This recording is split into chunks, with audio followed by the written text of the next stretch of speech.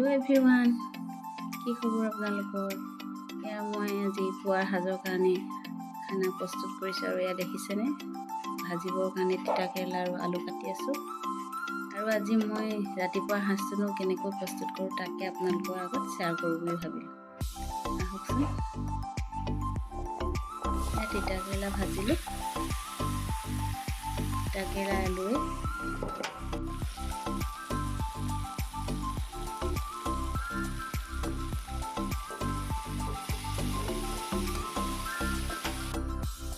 তাৰপিছত এয়া পিঁয়াজ পাত কাটিছোঁ, কণী আৰু বিলাহী দি পিঁয়াজ পাতৰ লগত ভাজিম। এয়া হৈছে মাটি দালি আৰু কচু।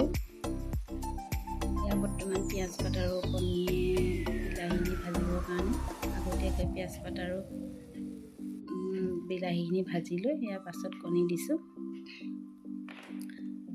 তাৰপিছত আমাৰ খানা প্ৰায় শেষেই হ'ল, আগতীয়াকৈ ভাতটো বঢ়াই দিলোঁ।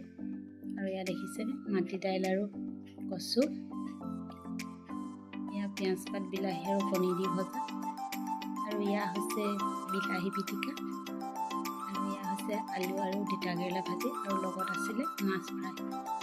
পুৱাৰ সাজ আমাৰ এনেকৈ আজি ৰেডি হ'ল।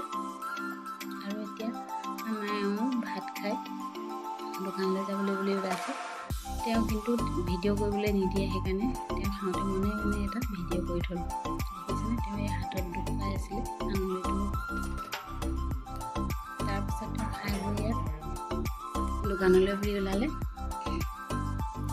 তেওঁক আগবঢ়াই দি থৈ ময়ো এফালে যাবলগীয়া আছিলে। ময়ো যাবৰ কাৰণে ৰেডি হ'লোগৈ।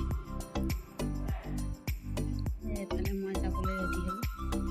আৰু যদি মোৰ পেজটি আপোনালোকৰ চাই ভাল লাগে তেতিয়া লাইক, কমেণ্ট, শ্বেয়াৰ কৰিব। আৰু আজিলৈ আহোঁ, বাই।